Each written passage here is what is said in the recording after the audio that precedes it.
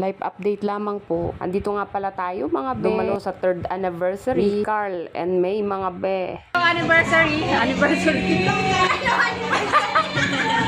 anniversary. Ilang years na kayo? 30 years? 3 years na sila mga be. Ayan.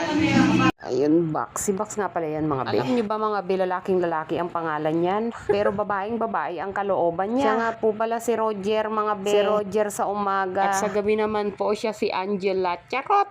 Alam niyo ba mga be? Malamang hindi niyo pa alam. Saksi nga pala ako sa pagmamahala ni Carlin May. Dahil ako yung tagapunas ng luha ni Carl. Nung mga panahong nasasaktan siya. Charot! I mean, nung mga panahong magulo pa ang lahat. Pero dahil sa solid na pagmamahal nila sa isa't isa, nagtagumpay nga sila na maipanalo ang pagmamahal nilang dalawa. At makikita nyo naman, di ba? Ang usad ng buhay nilang dalawa. Parang ang kalmado lang. Magaan yung buhay nilang dalawa. Yung magkasama nilang nilalaban. Yung mga pangarap nila na magkasama. Ganun nga siguro talaga. Kapag kontento na kayo pareha sa isa't isa, ang iniisip nyo na lang kung paano magpayaman. At kung paano nyo maaabot ang makapangarap nyo na magkasama.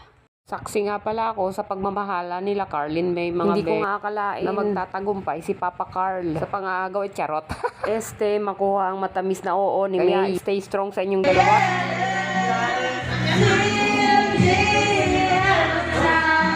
At nakita ko rin pala dito si Junjun mga be, aking katrabaho mga be. Dahil nga po gutom na ako mga be. Pagkapasok ko sa bahay nila, lamesa agad ang ating pinuntahan mga be. Dahil nga ni ako'y gutom na po mga be. Sinadya kong magpakagutom para madami akong makain.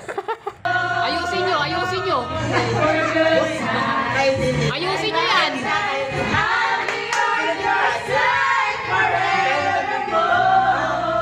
At kumanta na nga sila ng kantang para sa magkaibigan, mga be. At yun na nga, hindi nga kami nakaligtas. Din daw po namin kumanta ng kantang about sa magkaibigan, mga be. Dito ka ba?